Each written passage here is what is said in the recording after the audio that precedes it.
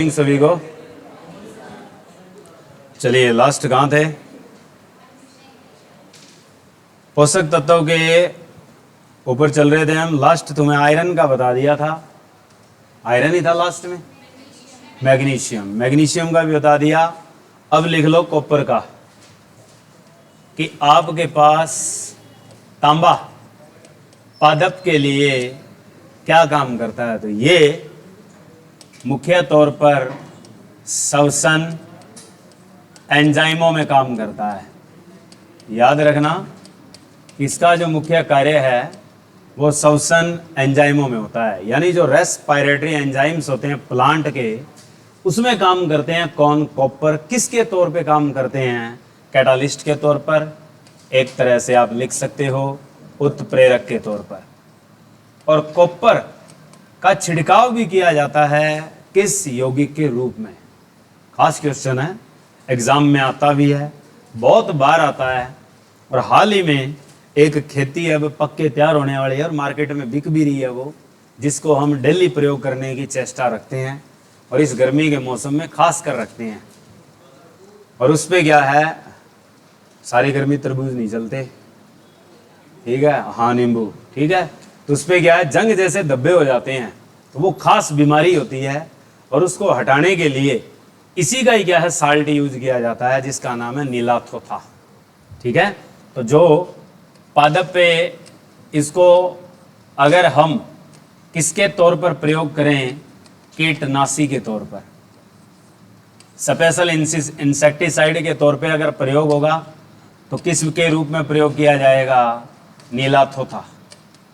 आगे आएगा ये नीलाथोथा, जिसे हम इंग्लिश में एक नाम से जानते हैं, ब्लू विट्रियल। ब्लू विट्रियल किसे कहा जाता है? तो इसी को कहा जाता है। और अगर कहा जाए ये जब कीटनाशी के तौर पे यूज किया जाता है तो इसको क्या कहा जाता है? इसको कहा जाता है ब्लू कॉपर। ब्लू कॉपर के नाम से बिकता है ये नीलाथोथा। खास तौर पे स्प्रे की जाती है और किसके तौर पे यूज कर रहे हैं इसे हम? एक तरह से कीटनाशी। और खास तौर पे ये कहाँ प्रयोग होता है?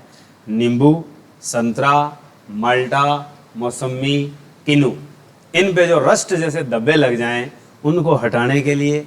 और खास ज़्यादातर इसका उपयोग होता है नींबू की खेती पे, ठीक है। आगे आएगा, बता देंगे थोड़ा और। फॉर्मूला आए तो फॉर्मूला बड़ा खास है इसका, CuSO4 5H2O, ये इसका फार्मूला है। और इसमें क्वेश्चन क्या आता है कि नीले थोथे के एक अणु में पानी के कितने अणु संलग्न होते हैं या जुड़े होते हैं? तो 5 होते हैं, ठीक है। ये खास इंपॉर्टेंट क्वेश्चन है, ट्रिपल स्टार है, क्योंकि इसका फार्मूला और इसमें पानी के मॉलिक्यूल कितने होते हैं, ये क्वेश्चन सबसे इंपॉर्टेंट है। उसके बाद बात आती है मैग्नीज। मैग्नीज जो है वो कहाँ काम करता है? M और N, ये हमारे पास मैग्नीज है। मैग्नीज मैंने आपको कल वैसे बता दिया था बातों बातों में, नाइट्रोजन शिथिलीकरण में बदलाव करने के काम आता है। कहाँ से कहाँ? जब नाइट्राइट से क्या बनते हैं? नाइट्रेट। कि नाइट्राइट से नाइट्रेट परिवर्तन में मुख्य जो योगदान देता है वो आपका कौन देता है? मैग्नीज देता है, ठीक है। उसके बाद बात आती है MO। MO कौन सा होता है? मोलिब्डेनम। खास तत्व है ये मोलिब्डेनम। और मोलिब्डेनम जो है ये भी कहाँ काम करता है? तो आपने याद रखना है नाइट्रोजन मेटाबॉलिज्म में, कि जो नाइट्रोजन मेटाबॉलिक होती प्रोसेस है उसमें आपके पास जो तत्व काम करता है वो मुख्य कौन सा होता है? मोलिब्डेनम। मोलिब्डेनम की कमी से अभिशापित रोग हो जाता है किसमें? गोभी में। तो गोभी के लिए अभिशापित रोग कौन सा होता है? वी पटेल होता है। किसकी कमी से होता है? खेती कौन करता है? माली। और बड़े अच्छे से करना चाहता है तो मोलिब्डेनम, ठीक है। ये आगे आएगा, लिखवा दूंगा। उसके बाद है हमारे पास पौधे के लिए सबसे उपयोगी तत्व जिंक। जिंक बड़ी खास है। जिंक का उपयोग किस लिए करते हैं और पौधे में क्या काम करता है? तो जिंक एक तरह से इस हार्मोन का निर्माण करवाता है। ऑक्सीन हार्मोन सिंथेसिस में काम करता है। ऑक्सीन हार्मोन का मुख्य कंटेंट क्या होता है जो जिंक तैयार करके देता है पौधे को? तो वो होता है आपके पास IAA, और सिंथेसाइज करते हैं हम बाहर से, वो होता है NAA। IAA का पूरा नाम पूछा जाता है कि IAA ऑक्सीन हार्मोन के चलते एक यौगिक है, इसका पूरा नाम या इसका पूरा शब्द बताइए क्या होगा? इसका पूरा नाम होता है indole acetic acid. Indole acetic acid होता है। इसी तरीके से जो लेबोरेटरी में तैयार करके दिया जाता है ऑक्सीजन, वो होता है NAA, उसे कहते हैं नैफ्थलीन एसिटिक एसिड। तो ये याद रखो पहले, ये आपके पास संश्लेषण किसका है? इंडोल एसिटिक अम्ल। तो ये आपका ऑक्सीजन हार्मोन का है। ये क्या काम करता है? पादप वृद्धि। अगर ये ना हो तो पौधे क्या रह जाएंगे? बोनसाई। ठीक है, तो इसका मतलब इसका मुख्य कार्य क्या है? पादप की मुख्य वृद्धि, लंबाई, यानी पादप की जो क्या है मेन ग्रोथ है वो किस पे टिकी हुई है? इसी जिंक पे टिकी हुई है। अगर इसकी कमी हो जाए, कमी से क्या होगा? पादप व पत्तियां, पादप भी और वह पत्तियां कैसी रह जाती है? बोने। पादप और पत्तियां कैसे रहेंगे? बोने रहेंगे, शॉर्ट रहेंगे। ठीक है, यही पूछा जाता है। तो इसे लिटिल लीफ, लिटिल प्लांट जो डिजीज होती है पौधे में, वो किस एलिमेंट की कमी से होती है? तो वो आपने याद रखना है, जिंक। अब आपके पास जिंक दिया कैसे जाता है पौधे में? तो आपने याद रखना है जिंक सल्फेट के रूप में दिया जाता है, जिसे हम कहते क्या है? सफ़ेद कसीस। याद रखना, जिंक जो खेत में छिड़का जाता है वो सफ़ेद थोथा कह दो, या थोते की जगह सफ़ेद कसीस कह दो, या सफ़ेद रवा कह दो, वो आपके पास जिंक सल्फेट होता है। जिंक बड़ा काम का है, खेती में वृद्धि करने के भी काम में आता है, और चूहों से बचाने के लिए भी जिंक काम आता है। तो चूहा मार जो दवाई होती है, जो चूहा विष होता है, उसका नाम क्या है? हर घर में उपयोग किया जाता है, वैसे करना नहीं चाहिए। चूहा मार दवाई में कौन सा यौगिक होता है? ये एग्जाम में पूछा जाता है। दूसरा, जो हम अनाज में सल्फास की गोलियां रखते हैं, वो कौन सा यौगिक है? दोनों यौगिक पूछे जाते हैं और दोनों इंपॉर्टेंट है। तो जो चूहा विष होता है वो होती है जिंक फॉस्फाइड। याद रखना कि जो चूहा विष होता है वो आपके पास कौन सा होता है? वो आपके पास होता है जिंक फॉस्फाइड। इसका प्रयोग किया जाता है। जिंक फॉस्फाइड ये होता है Zn3P2। जिंक फॉस्फाइड का इस्तेमाल किया जाता है चूहा मारने की दवाई में, और यही चूहा विष कहा जाता है, रोटेडेंट पॉइजन कहा जाता है इसे। तो रोटेडेंट पॉइजन जो होता है वो कौन सा होता है? रोटेडेंट रिपेलेंट भी कहा जाता है, कि जो इनसे दूर भगाता है। दूर भगाता ही भगाता है, कहते हैं ना भी चूहा खाएगा कहीं और मरेगा कहीं और, तो वो दूर जाके भागता है, रिपेलेंट भी बोलते हैं इसे। तो ये थी प्रॉपर्टी हमारे पास तत्वों की। इसके साथ एक बड़ा इंपॉर्टेंट तत्व बचता है जिसका नाम क्या है? बोरॉन। बहुत धाकड़ है ये। बोरॉन बड़ा खास है। बोरॉन के ऊपर 2 क्वेश्चन बड़े अच्छे टैग होते हैं। बोरॉन, पहला टैग ये होता है कि पादप में जो शर्करा बनती है, तो पादप की शर्करा का क्या करता है? ट्रांसलोकेशन। शर्करा जो ट्रांसलोकेट होती है वो आपकी किस तत्व की सहायता से होती है? वो आपकी बोरॉन की वजह से होती है। यानी उसका सही उपयोग कहाँ होना है, तो ये बोरॉन करवाएगा। दूसरा काम मुख्य तौर पे क्या है? कमी वाला, कि अगर इसकी कमी हरे पौधे में हो जाए तो कमी से जो सूट टिप्स होते हैं वो क्या होते हैं? नष्ट हो जाते हैं। सूट टिप नष्ट हो जाते हैं, मतलब जो आगे फुटार होती है पौधे की वो बंद हो जाती है, जिससे क्या है फल निर्माण या उत्पादन में भी क्या मिलती है, कमी मिलती है। जैसे कि अब गर्मियाँ आ गई, एकदम पौधे में फुटार नहीं होती, तो बोरॉन ठंडा तत्व होता है, तो ये क्या करता है, सूट टिप्स को नष्ट नहीं होने देता, जिससे पौधे में लगातार क्या होती रहती है, वृद्धि होती रहती है और पौधे को लगातार क्या भोजन मिलता रहता है। तो इसलिए पौधे की क्या है, वृद्धि का मुख्य तत्व जो होता है, जो उसे हर पर्यावरण स्थिति से बचाता है, वो कौन सा होता है, बोरॉन होता है। ठीक है, उसके बाद बात आती है हमारे पास कि पादप अब पोषक तत्वों से आगे चलकर क्या लेता है, अपना पोषण। तो अब बात आती है पोषण के प्रकार, कि पौधे अपना पोषण लेंगे इन पोषक तत्वों की सहायता से, यानी अपना भोजन बनाएंगे। ये सब जानते हैं फोटोसिंथेसिस होनी है, लेकिन वो कितने प्रकार से करते हैं, पौधे अपना भोजन किस किस तरीके से लेते हैं, या पोषण के प्रकार कितने हैं। तो पोषण के अगर प्रकार पूछे तो आपके दो होते हैं। पहला जो पोषण का प्रकार होता है वो होता है आपका समयपोषी। समयपोषी का मतलब क्या होता है, ऑटोट्रॉफिक। तो ऑटोट्रॉफिक न्यूट्रिशन, ऑटोट्रॉफिक जो न्यूट्रिशन है, दूसरा आपके पास कौन सा होगा, हाँ विषमपोषी, जिसे आप और नाम भी दे सकते हो, क्या इतर, या लिख सकते हो इसे विषमपोषी। और एक नाम और दिया जा सकता है, ऑब्लिक लगा के लिख लेना, परपोषी।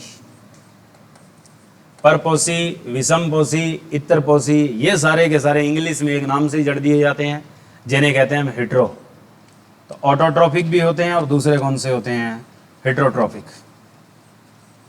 हेट्रोट्रॉफिक जो न्यूट्रिशन है ये भी आएगा आगे, और ऑटोट्रॉफिक भी है। तो अब बात आती है कि ऑटोट्रॉफिक आपके पास कितने प्रकार का है। ऑटोट्रॉफिक जो होता है यह आपका कितने प्रकार से होता है और इसका मतलब क्या है। तो समयपोषी का मतलब सारे जानते हैं। समयपोषी का मतलब क्या है, हाँ, कि पादप के द्वारा अपना भोजन समय तैयार करना, वो चीज़ क्या होती है, ऑटोट्रॉफ्स होते हैं। यानी ये एक तरह से क्या कहलाते हैं, उत्पादक कहलाते हैं। याद रखना, जो भी समयपोषी होते हैं उनको हम आहार श्रृंखला में क्या कहते हैं, उत्पादक कहते हैं, प्रोड्यूसर कहते हैं। याद रखना कि आहार श्रृंखला में जो ऑटोट्रॉफ्स होते हैं इनको स्पेशली टैगिंग मिलती है, तो वो टैगिंग किस नाम से दी जाती है उनको, पिरामिड में उत्पादक, प्रोड्यूसर कहा जाता है इन्हें। क्यों, क्योंकि ये अपना भोजन क्या करते हैं, खुद बनाते हैं। कि जो पादप अपना भोजन, जो पादप अपना भोजन समय तैयार करे, उन्हें हम क्या कहते हैं, समयपोषी कहते हैं। और अब ये आपके तैयार करते हैं, कितने प्रकार से करते हैं, तो दो प्रकार से करते हैं। पहला जो प्रकार है वो आपके पास सभी जानते हो, तीसरी क्लास से पढ़ के आए हो, प्रकाश संश्लेषी। यानी कुछ समयपोषी ऐसे होते हैं जो प्रकाश संश्लेषी होते हैं, और कुछ समयपोषी ऐसे होते हैं जो कैसे होते हैं, रसायन संश्लेषी। कि कुछ तो होंगे जो प्रकाश की उपस्थिति में बैठकर अपना भोजन तैयार कर लेंगे, और कुछ जो ऐसे होंगे रासायनिक क्रिया के द्वारा अपना भोजन लेंगे, करेंगे वो खुद ही। ठीक है, तो अब प्रकाश संश्लेषी होते हैं, इसका मतलब क्या है कि जो प्रकाश ऊर्जा के द्वारा जो क्या काम करते हैं, प्रकाश ऊर्जा के द्वारा पर्णहरिम में, यानी इन क्लोरोफिल पर्णहरिम में अपना भोजन संश्लेषित करे, वो आपके कैसे हैं, प्रकाश संश्लेषी। इसमें ऊर्जा रूपांतरण पूछता है अगला, कि इसमें ऊर्जा रूपांतरण कौन सा होता है।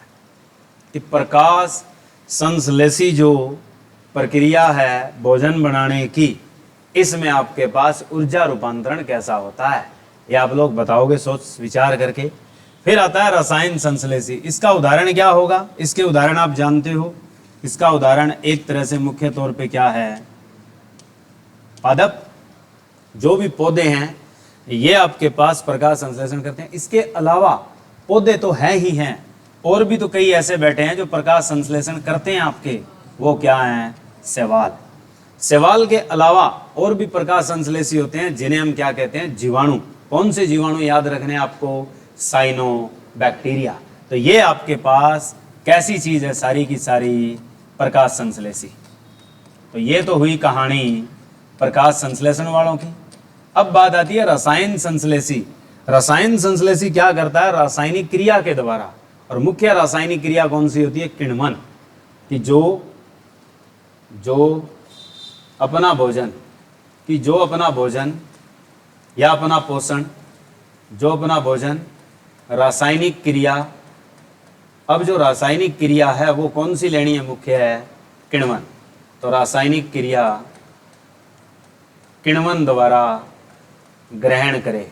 किण्वन होती है फर्मेंटेशन, यानी ड्यू टू फर्मेंटेशन, कि फर्मेंटेशन से ग्रहण करे या प्राप्त करे।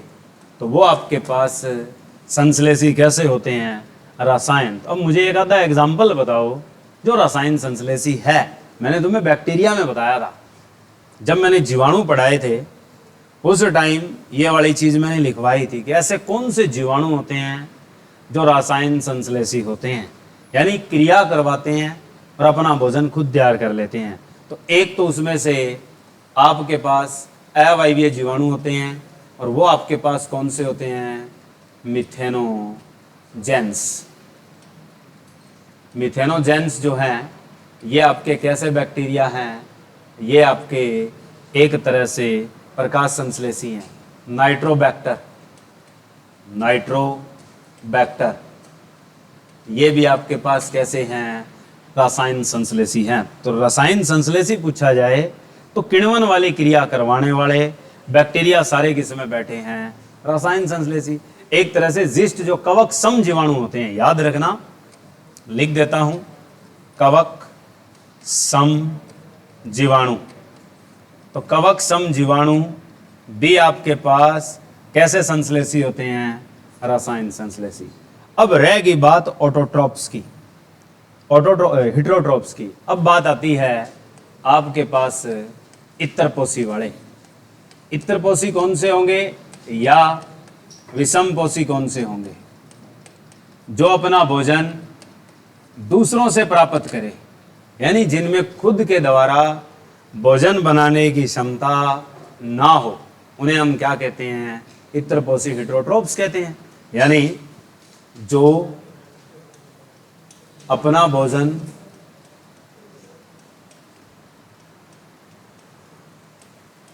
दूसरों से प्राप्त करे, ऐसे पादप, ऐसे पौधे हैं, ऐसे पादप क्या होते हैं, आपके इत्रपोषी कहलाते हैं। ऐसे जो पादप हैं वो आपके इत्रपोषी कहलाते हैं। अब मुझे आप एक दो ऐसे इत्रपोषी बताओ जो हमने पहले पढ़ रखे हैं। अमरबेल है, पढ़ा है। तो अमरबेल कैसा पौधा है तो परपोषी, पर कैसा, परपोषी में भी टाइप होते हैं, वो कैसे टाइप का है मैंने बताया है, लिखवाया है। तो आपके पास परपोषी भी आगे चल के 3 प्रकार के होते हैं, याद कर लेना।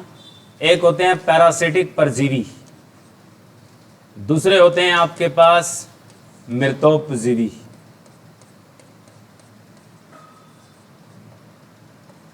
ये दोनों मोस्ट इंपॉर्टेंट है कि जो परजीवी और मृतोपजीवी है। एक आप छठी क्लास से पढ़ गया है, उसका नाम बताओ, और लिखवा रखा है मैंने तो, है कि ऐसे भी पौधे होते हैं, दो तो मैंने लिखवा दिए, परजीवी और मृतोपजीवी। परजीवी होते हैं जो टोटली दूसरे पे आश्रित होते हैं, पका पकाया माल उठा लेते हैं, जिसमें आपके पास अमरबेल है, कैस्क्यूटा है, अच्छे से पढ़ रखा है हमने, ठीक है। दूसरा है मृतोपजीवी, यानी गली सड़ी चीजों से अपना भोजन उठाना, जिसमें आपके पास मुख्य तौर पर हरियाणा में होने वाली एक क्या कल्चर है, और जिसके ऊपर खास क्वेश्चन भी बनता है हरियाणा जीके में। हरियाणा जीके यही बनता है कि हरियाणा किसके उत्पादन में सर्वाधिक आगे रहता है, प्रथम स्थान पे मशरूम। ठीक है, तो वो किसका हिस्सा है, मृतजोपजीवी यानी आपके कवक। ठीक है, तीसरा इंपॉर्टेंट है और बड़ा खास है, अच्छे से लिखवाया है मैंने, जैसे पिक्चर प्लांट वर्ड लिखवाया था मैंने, घट पर्णी पादप, तो वो कैसे होते हैं। एक लिखवाया था यूट्रिकुलेरिया, कैसे पौधे होते हैं ये, कीटभक्षी, जो कीटभक्षी पौधे होते हैं उन्हें कहते हैं इंसेक्टोवोरस। ठीक है, तो यानी जो तीसरे हैं वो क्या होते हैं, आपके कीटभक्षी। तो ये आपके पास parasitic, parasitic means parasitic plant वो होंगे जो पादप अपना पूर्ण पोषण, याद रखना, अपना पूर्ण पोषण दूसरे पादप से ग्रहण करे, दूसरे पादप से ही ग्रहण करेगा और किसी से नहीं।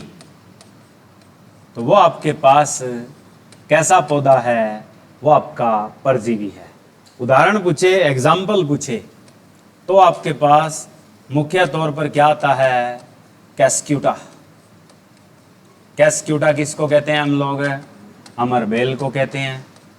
अमरबेल को एक नाम से और भी जाना जाता है, वो मुख्य नाम क्या है, आकाश बेल। याद रखना, ना जड़ होती ना पत्तियां होती, तो इसलिए कहा जाता है आकाश बेल कौन सी होती है, तो आकाश बेल जो होती है वो यही होती है, अमरबेली। कई नाम आते हैं इसके, इसे डेविल गट्स भी कहा जाता है, याद कर लो, इसको हम डेविल गट्स भी कहते हैं, इसे हम डोडर भी कहते हैं, इसके कई नाम हैं। इसे हम लव वाइन भी कहते हैं। ठीक है, love wine, dodder, devil guts, कई नाम से जानी जाती है कौन, आपकी अमरबेल। और दो पहले नाम है, ये सबसे ज़्यादा आते हैं एग्जाम में, ये वाले, कैस्क्यूटा और क्या पूछी जाती है, अमरबेल। तो यही क्वेश्चन मोस्ट इंपॉर्टेंट है कि कौन सा ऐसा पादप है जो परजीवी होता है या दूसरे पौधों से भोजन ग्रहण करता है। फिर बात आती है हमारे पास किसकी, मृतोपजीवी। ये होते हैं आपके पास सैप्रोफाइटिक। सैप्रोफाइटिक प्लांट कौन से होंगे, ऐसे पादप, ये ऐसे पादप हैं, ऐसे पादप जो गले सड़े पदार्थों से अपना भोजन ग्रहण करे या अपना पोषण ग्रहण करे, तो वो आपके कैसे होते हैं, सैप्रोफाइटिक। तो सैप्रोफाइटिक में एग्जाम्पल मुख्य तौर पे जो याद रखना है तुमने, उसमें दोनों ही चीज आती है, जीवाणु भी आता है, तो आपने एक पॉइंट तो याद रखना, अवायवीय जीवाणु, ये भी पूछ लिया जाता है, सैप्रोफाइटिक में भी पढ़ा जाता है इसे, अवायवीय जीवाणु, एनएरोबिक बैक्टीरिया। और दूसरे नंबर पे आपने याद रखना है क्या, कवक। कवक जो किस रूप में पढ़े जाते हैं, आपके मशरूम। कवक जो मशरूम या खुम्बी के रूप में पढ़े जाते हैं, फफूंद के रूप में पढ़े जाते हैं, कुक्कर मुता के रूप में पढ़े जाते हैं, वो सारे के सारे कैसे होते हैं, मृतोपजीवी होते हैं। ठीक है, उसके बाद बात आती है किसकी, कीटभक्षी की। कीटभक्षी अच्छे से भली भांति हो कि ये होते तो हरे भरे पौधे हैं, रंग बिरंगे भी होते हैं, लेकिन इनमें एक चीज की कमी होती है, जो पौधा प्रकाश संश्लेषण जड़ों के द्वारा मिट्टी से प्राप्त नहीं कर सकता, वो चीज इन कीटभक्षी पादपों में होती है, प्रोटीन की कमी और नाइट्रोजन की कमी। तो ये पौधे अपने प्रोटीन पूर्ति, प्रोटीन और प्लस नाइट्रोजन पूर्ति के लिए, प्रोटीन और नाइट्रोजन पूर्ति के लिए कीटों का भक्षण करते हैं, जिससे ये अपने अंदर प्रोटीन और नाइट्रोजन की पूर्ति कर लेते हैं। इसमें मुख्य एग्जाम्पल जो आता है वो कैसे पौधे का आता है, वो आता है घटपर्णी। घटपर्णी पादप, जिसे हम क्या कहते हैं, पिक्चर प्लांट। क्योंकि सिंपल सा क्वेश्चन आ जाता है 6th क्लास से कि पिक्चर प्लांट है, घट पर्णी जो पौधे होते हैं ये कैसे होते हैं, यूं पूछता है। तो ये इंसेक्टोवोरस है। उसमें भी और आएंगे, परजीवी में एक ही नाम पड़ा अपने अमरबेल। अगर एक क्वेश्चन है रेफलेसिया, रेफलेसिया किसके लिए फेमस है तू बता। रेफलेसिया अमरबेल के साथ ही रहता है, इसमें लिखना है इसको रेफलेसिया। क्वेश्चन आता है रेफलेसिया किस तरह का पौधा है, तो परजीवी है, दूसरे पौधों से भोजन ग्रहण करता है। पर रेफलेसिया फेमस किसके लिए है ये बताना है। बताओ, तुम बता कैट मंत्री, रेफलेसिया किसके लिए फेमस है, लिखवाया था मैंने। और बताओ सिंगे, तू बता रेफलेसिया किसके लिए फेमस है। खास क्वेश्चन आता है एग्जाम में, रेफलेसिया किसके लिए प्रसिद्ध है। रेफलेसिया का फूल सबसे बड़ा फूल होता है, लिखवाया है मैंने कि सबसे छोटा पुष्प और सबसे बड़ा पुष्प किसका है। तो रेफलेसिया का जो पुष्प है वो क्या है, सबसे बड़ा, और वोल्फिया का जो पुष्प होता है वो क्या होता है, सबसे छोटा। ये लिखवाया है। तो रेफलेसिया किस तरह का पौधा है ये अगर पूछ ले तो कैसा है, परजीवी है। ठीक है, ये याद रखना। अमरबेल आ गया, रेफलेसिया आ गया, ये दो फेमस क्वेश्चन हैं किसके चलते, परजीवी के चलते। अब आ जाओ नीचे घटपर्णी पादप। मुझे घटपर्णी पादप में पिक्चर प्लांट में उदाहरण बताओ, क्या लिखूं। लिखवा रखे हैं दोनों, अच्छे से लिखवा रखे हैं। जो नेपेंथीन्स होते हैं वो आपके किस नाम से जाने जाते हैं, और एक एक्वेरियम में बैठे होते हैं वो किस नाम से जाने जाते हैं, यानी टेरेसियल कीटबक्सी, और दूसरा आता है एक्वेटिक कीटबक्सी। यानी एक्वेटिक इंसेक्टोवोरस कौन सा है और टेरेसियल इंसेक्टोवोरस कौन सा है, दोनों लिखवा रखे हैं। एक आता है ड्रोसेरा, पढ़ लेना आज ही जाके, लिखवा रखा है ड्रोसेरा। दूसरा मैंने लिखवाया था यूट्रिकुलेरिया, याद हो तो। ये दोनों सबसे फेमस पिक्चर प्लांट है कि दोनों के दोनों इंसेक्टोवोरस है। एक टेरेसियल होता है, जमीनी होता है, सथलीय होता है, वो ड्रोसेरा है, नेपेंथीन्स फैमिली में आते हैं। यूट्रिकुलेरिया कैसे पौधे होते हैं, जलीय। तो ये जलीय कीट बक्सी है। ये क्वेश्चन बड़ा खास बन जाता है कि जलीय कीट बक्सी कौन सा होता है। तो जलीय जो कीट बक्सी होता है वो आपके पास कौन सा होता है, यूट्रिकुलेरिया होता है। ठीक है, इसी तरीके से एक और नाम लिख लेना, विनस फ्लाई। विनस फ्लाई है, विनस फ्लाई के नाम से जाना जाता है, विनस ट्राइफ्लाई के नाम से जाना जाता है। वो भी किस में आता है, इन्हीं में आता है। तो मेन दो ही है, ड्रोसेरा और कौन सा याद रखना है, यूट्रिकुलेरिया। तो ये थे आपके कैसे पौधे, इंसेक्टोवोरस, दोनों याद रखने हैं। तो तीन तरह के पौधे हैं जो आपके पास किस श्रेणी में आते हैं, विषम पोषी में आते हैं। पहले नंबर का है परजीवी, दूसरा है मृतोपजीवी, और तीसरा कौन सा है, कीटबक्सी। और जो एग्जाम में टैग होते हैं ट्रिपल स्टार वाले, ये दो होते हैं, याद कर लो। एक तो ये कीटबक्सी और एक याद रखना अपने परजीवी। इन दो का क्वेश्चन ही आता है एग्जाम में, ये दो ही पूछे जाते हैं, मृतोपजीवी कभी नहीं आता, क्योंकि मृतोपजीवी हम पढ़ चुके हैं किसके बारे में, कवक के बारे में सारा ज्ञान ले चुके हैं। ठीक है, उसके बाद अब बात आती है हमारे पास कि जो पौधे में मुख्य तौर पर संश्लेषण होना है तो कौन सी प्रक्रिया होने वाली है भोजन के लिए, प्रकाश संश्लेषण। अब आपसे पूछा जाए कि प्रकाश संश्लेषण के लिए अनिवार्य घटक क्या है, प्रकाश संश्लेषण किस के द्वारा संपन्न होगी, और प्रकाश संश्लेषण के प्रक्रम कितने हैं, और प्रकाश संश्लेषण के प्रकार कितने हैं। ठीक है, ये सारी बातें इंपॉर्टेंट हो जाती है। तो प्रकाश संश्लेषण क्या है, ऐसी अभिक्रिया, आपसे ये पूछा जाता है कि प्रकाश संश्लेषण क्या है, तो ऐसी अभिक्रिया जिसमें सूर्य प्रकाश की उपस्थिति में, जिसमें सूर्य प्रकाश की उपस्थिति में जल व कार्बन डाइऑक्साइड से क्लोरोफिल कार्बोहाइड्रेट व ऑक्सीजन का निर्माण करे या संश्लेषण करे, उसी को हम क्या कहते हैं? प्रकाश संश्लेषण कहते हैं। यानी synthesise of carbohydrate and oxygen by that process in presence of sunlight by chlorophyll using water and carbon dioxide. यानी क्लोरोफिल पानी और कार्बन डाइऑक्साइड का प्रयोग करते हुए सूर्य प्रकाश की उपस्थिति में ऐसी क्रिया करता है जिससे कार्बोहाइड्रेट और क्या बनती है?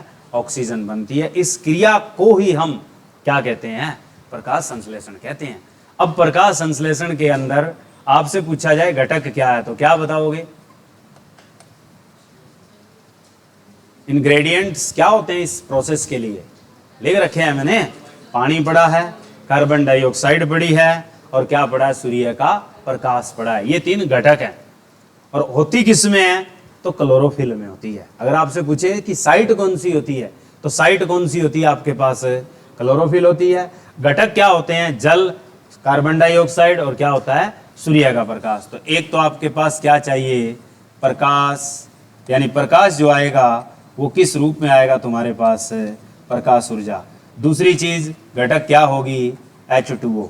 और तीसरी चीज क्या होगी? CO2। फिर बात आती है कि इस अभिक्रिया में ऊर्जा परिवर्तन होता है कौन सा? तो ये मैंने थोड़ी देर पहले पूछा था, आपने शायद दिमाग में सर्च नहीं किया इस चीज को कि प्रकाश संश्लेषण में ऊर्जा परिवर्तन होता है। कौन सा ऊर्जा परिवर्तन होता है?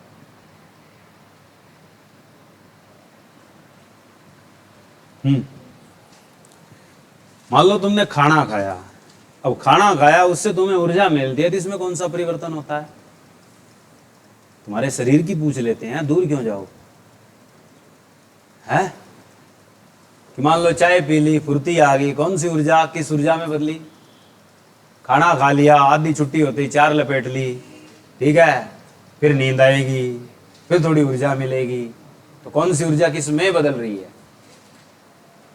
सिंपल लॉजिक क्वेश्चन पूछता है अगला कि भी तुम्हारा खाना था, खाने से तुम्हें कौन सी ऊर्जा मिली और खाने में कौन सी ऊर्जा थी? है? हाँ सही है। कौन सी? खाने में कौन सी ऊर्जा होती है? खाने में होती है रासायनिक ऊर्जा। और तुम्हें जो मिलती है वो कौन सी मिलती है? तुम्हें कौन सी मिलती है? उष्मीय ऊर्जा। क्या मिलती है तुम्हें? उष्मा के रूप में ही तो मिलती है। कहते नहीं ये कैलोरी बर्न करो, जिम वाले बताते हैं इतनी कैलोरी लेते हो तुम, इतनी बर्न करोगे तो तुम्हारी बॉडी ठीक ठाक बनेगी, ठीक है। तो ये कैलोरी बर्न है, ये क्या है? उष्मीय ऊर्जा है। तो यानी आपके पास ऐसे इसमें पूछा जाता है कि इसमें कौन सी ऊर्जा किस में बदलती है, तो आ कौन सी रही है? प्रकाश ऊर्जा आ रही है, तो पहले तो यही होगी। अब प्रकाश ऊर्जा आ रही है और क्या बना रही है? बना क्या रही है? खाना। खाना किस रूप में बन रहा है? कार्बोहाइड्रेट। तो कोई चीज बन के छूट रही है, तो यानी रसायन बन रहा है। जहां कहीं भी रसायन बने इसका मतलब वहां कौन सी ऊर्जा होती है? रासायनिक होती है। ये लॉजिक फुल क्वेश्चन होते हैं। एग्जाम में ऐसे क्वेश्चन ही क्या टैग होते हैं जो हमें क्या नहीं आते, वहां पे फंस जाते हैं हम। तो इसलिए इन चीजों को अपने ऊपर जोड़ के चलो, तब अपने आप सीख जाओगे कि सूर्य के प्रकाश से क्या मिली हुई चीज है। पौधे को अंधेरे में खड़ा कर दो, कितने दिन चलेगा? काम ही नहीं करता। तो इसलिए किस में काम करेगा? वो सूर्य के प्रकाश में प्रकाश ऊर्जा लेगा, यानी फोटो एनर्जी लेगा, और किस में जाएगी? केमिकल एनर्जी में। तो यानी फोटो जो एनर्जी है, लाइट एनर्जी है, वो आपकी किस एनर्जी में जा रही है? Chemical energy. और इस केमिकल एनर्जी में क्या होती है? स्टोर होती है। और किसके रूप में स्टोर होती है? ये पढ़ा, कार्बोहाइड्रेट के रूप में स्टोर होती है। और कौन सा कार्बोहाइड्रेट है जिसमें स्टोर होगी? वो हम अच्छे से पढ़ चुके हैं, स्टार्च के रूप में स्टोर होती है, ठीक है। अब बात आती है कि प्रकाश संश्लेषण जो हो रहा है ये आपका किस जगह हो रहा है, वो हमने पढ़ दिया। कौन सी जगह हो रहा है? क्लोरोफिल। अब बात आती है प्रकाश संश्लेषण के प्रकार कितने हैं। अब प्रकाश संश्लेषण के जब प्रकार पढ़ते हो तो कितने होते हैं? अब कहोगे जी 10वीं क्लास में तो एक आधा ही पढ़ा था। हाँ, कि प्रकाश संश्लेषण, सबसे पहले तो ये लिख दो कि कैसी अभिक्रिया है तो ये रासायनिक अभिक्रिया, पर कैसी ये पूछता है। तो आपने याद रखना कि ये आपके पास उपचयन अपचयन अभिक्रिया है, उपचयन अपचयन अभिक्रिया है।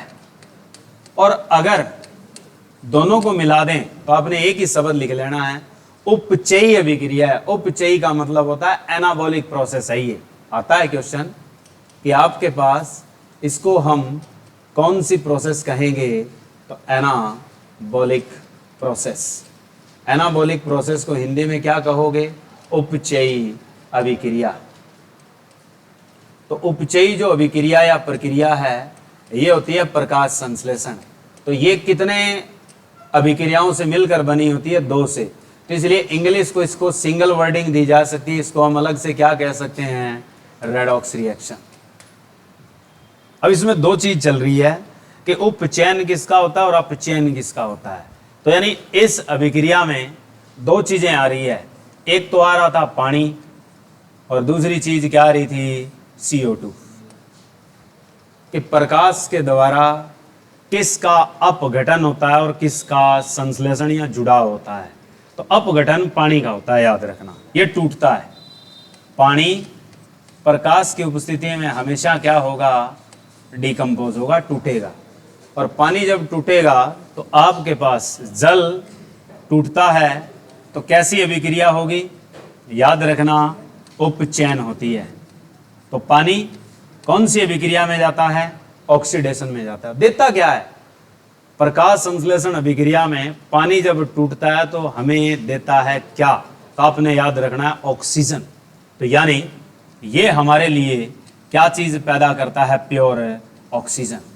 उसके अलावा क्या चीज पैदा करता है, ये अगर कोई पूछ ले तो, कि प्रकाश, अभी बताएंगे आगे, चक्कर भी आएगा, उस रिएक्शन में पढ़ा जाएगा कि जब भी पानी टूटता है प्रकाश संश्लेषण अभिक्रिया में, तो जल के साथ हमें और क्या देता है, ये पूछता है।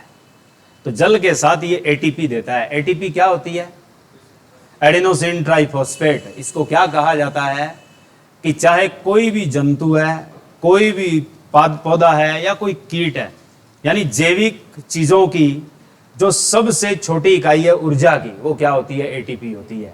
या कहे मानव शरीर की दियासलाई की तिल्ली किसे कहा जाता है, तो human body matchstick is known to be which compound, तो वो भी आपका ATP ही है। क्यों, क्योंकि तुम्हारे शरीर में जो भोजन तुमने खाया है उसको जब कोशिका जलाना चाहेगी तो उससे पहले उसको ऊर्जा तो चाहिए। अब मान लो क्या है, चूल्हे में तुमने आग लगानी है तो आग तो चाहिए, वो आग पैदा करना पड़ेगी किससे, तिल्ली से, या लगी लगाई आग ले आओ, दोनों से ही है। तो ऊर्जा पैदा करने के लिए पहले क्या चाहिए, ऊर्जा चाहिए। तो वो ऊर्जा किससे मिलती है, ATP से ही मिलती है, जिसको कहते हैं एडेनोसिन है ट्राइफॉस्फेट। तो सबसे पहले ATP इसी में बनते हैं। दूसरी चीज क्या बनती है, हाइड्रोजन आयन, प्लस क्या बनते हैं इसमें, इलेक्ट्रॉन। तो हाइड्रोजन आयन जो है वो एक क्या है, ऊर्जा का रूप ले लेते हैं, जिसको कहते हैं NADPH2। ठीक है, यानी वो होती है निकोटेमाइड डाई न्यूक्लियोटाइड एडेनिन फॉर्मेशन होती है, जो हाइड्रोजन के साथ जुड़ती है। उसके बाद इलेक्ट्रॉन पैदा होते हैं और हाइड्रोजन आयन पैदा होते हैं, वो लिखवाएंगे प्रोसेस। पहले इतना ही याद रखो कि पानी टूटता है, उपचयन होता है और क्या देता है, ऑक्सीजन। तो इसका क्या होगा, इसका संश्लेषण होगा, अपघटन नहीं होता। ये किस में जाती है, संश्लेषण में जाती है, सिंथेसिस में जाती है। सिंथेसिस होगा तो इसका होगा क्या, अपचयन। अपचयन होकर ये क्या देगी, ये जरूरी है, क्योंकि सिंपल क्वेश्चन आते हैं पहले जो आपके 10th लेवल में है। ये 10th लेवल ही है। पानी टूट गया, उपचयन हो गया तो क्या दे दी, ऑक्सीजन। और अगर कार्बन डाइऑक्साइड संश्लेषण में जाएगी, अपचयन होगा तो क्या चीज पैदा करेगी, शर्करा। शर्करा बोलनी है। क्यों, स्टार्च पैदा नहीं होता, जमा होता है। याद रखना, प्रकाश संश्लेषण में जो भी चीज पैदा होती है वो आपके पास क्या पैदा होती है, शर्करा। कौन सी शर्करा पैदा होती है, जो सबसे जरूरी है हमारे लिए, ग्लूकोज। ये पैदा होता है, जिसका फॉर्मूला तुम टैगिंग करते हो C6H12O6। ये शर्करा कहलाती क्या है, तो इसीलिए हमने एक टैगिंग लिखी थी कि जब प्रकाश संश्लेषण होता है तो उसमें 2 चीज मुख्य होती है। एक कार्बोहाइड्रेट और दूसरी क्या होती है, ऑक्सीजन। तो शर्करा किसका रूप है, कार्बोहाइड्रेट्स का है। ठीक है, तो ये तो थी प्रॉपर्टी सिंपल, जो हम किस में पढ़ रहे हैं, प्रकाश संश्लेषण अभिक्रिया। अब बात आती है इसके प्रकार, यानी फोटोसिंथेसिस प्रोसेस के प्रकार कितने हैं। तो आपके पास कितने प्रकार हैं इसके, 2। एक कैसी है, प्रकाश रासायनिक अभिक्रिया, एक होती है प्रकाशहीन रासायनिक अभिक्रिया। एक होती है प्रकाश रासायनिक अभिक्रिया, यानी फोटो केमिकल प्रोसेस। दूसरी होती है प्रकाशहीन रासायनिक अभिक्रिया, यानी विदाउट लाइट, जिसे हम कहते हैं डार्क रिएक्शन। यानी ये डार्क रिएक्शन कहलाती है, ये लाइट रिएक्शन कहलाती है प्रकाश संश्लेषण में। इसको हम स्पेशली एक नाम देते हैं, इसे कहते क्या हैं, हिल रिएक्शन। और इसको स्पेशली नाम क्या देते हैं, डार्क रिएक्शन। तो ये दो तो फेमस क्वेश्चन हो ही गए कि डार्क रिएक्शन कौन सी होती है और आपके पास हिल रिएक्शन कौन सी होती है। तो प्रकाश वाला जो प्रकाश संश्लेषण हो रहा है, रासायनिक अभिक्रिया हो रही है, उसको हम कौन सी क्रिया कहते हैं, हिल रिएक्शन। और आपके पास होती कहाँ है, तो आपने वर्ड याद रखना है, ये संपन्न कहाँ होती है, ग्रेना।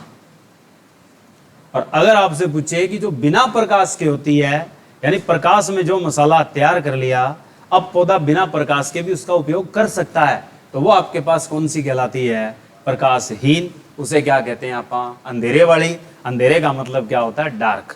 अंधकार अभिक्रिया भी कहते हैं, हिंदी में इसको अंधकार प्रकाश संश्लेषण कहते हैं।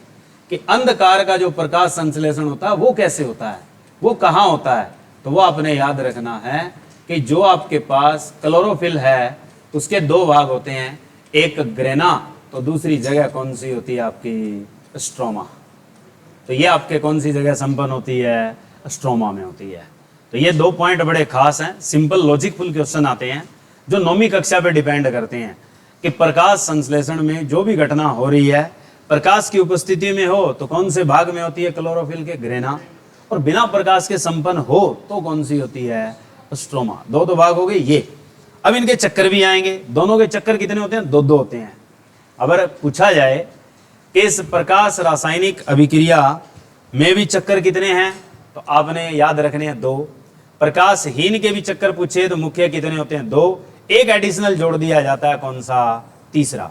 तो इनको हम 3 टाइप में पढ़ते हैं और उसको हम कितने टाइप में पढ़ते हैं, 2। एक होता है फॉस्फोराइलेशन फर्स्ट, एक होता है नॉन फॉस्फोराइलेशन, उसे कहते हैं सेकंड। तो प्रकाश क्रम 1, प्रकाश क्रम 2, उनको आगे समझाएंगे। ये सेंटर के हिसाब से चलते हैं, केंद्र के हिसाब से चलते हैं। एक होता है P700 में, एक होता है P680 में, बताएंगे कल। दूसरी होती है प्रकाशहीन, आपने कभी सुना होगा, एक होता है केल्विन बेंसन चक्कर, एक होता है हैच स्लैक चक्कर। पीछे HSC ने क्वेश्चन पूछे थे कि अगर आपने कभी पढ़े हों तो आपको यूं मिलेंगे, एक होता है C3 प्लांट, एक होता है C4 प्लांट, और एक आएंगे आपके पास कैम प्लांट।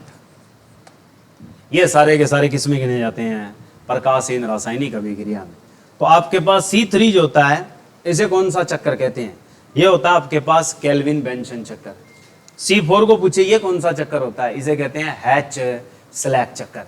तो ये डिपेंड क्या करते हैं, ये डिपेंड करते हैं कि कौन सा कार्बोहाइड्रेट बन रहा है, कि 3 कार्बन वाला बन रहा है या कौन सा बन रहा है, 4 कार्बन वाला। ये डिपेंड करता है किस पे, प्रकाशहीन रासायनिक पे। इसका पूछे तो ये कौन सी होती है, इसमें आपको पता है कौन सा कंपाउंड बनता है, 6 वाला ही बनता है। तो इसमें कौन सा बनेगा, 3 वाला या 4 वाला। इसीलिए इनको C3 और क्या कहते हैं, C4। ठीक है, ये करेंगे हम कल। लो आज के लिए इतना ही।